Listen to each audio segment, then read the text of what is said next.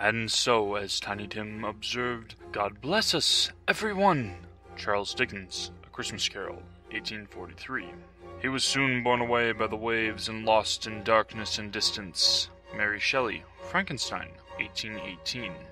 Everything we need that is not food or love is here in the tabloid racks. The tales of the supernatural and extraterrestrial, the miracle vitamins, the cures for cancer, the remedies for obesity, the cults of the famous and the dead.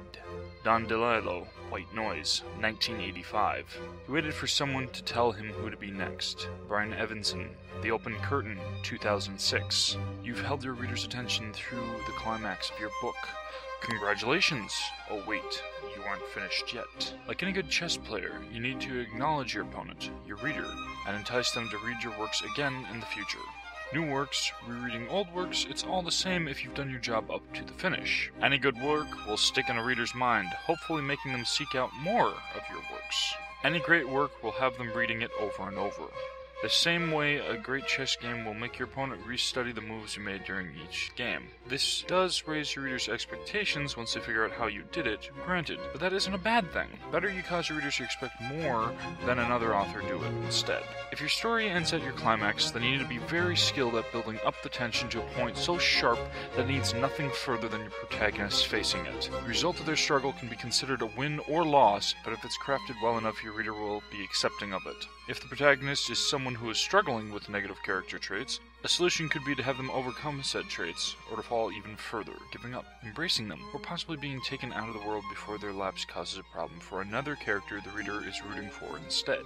This is an extremely rare style of protagonist and finish, requiring skill and finesse to do properly.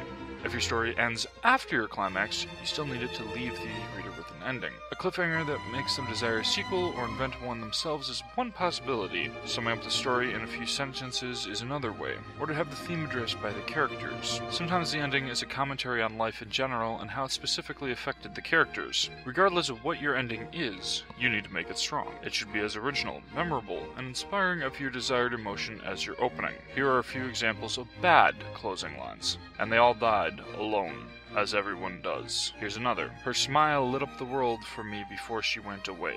Here are some examples of improved closing lines.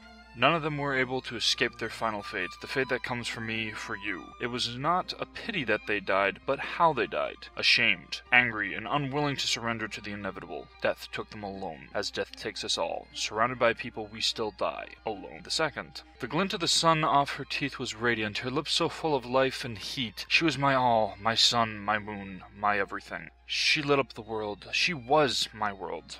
Now my world is gone. I miss that smile.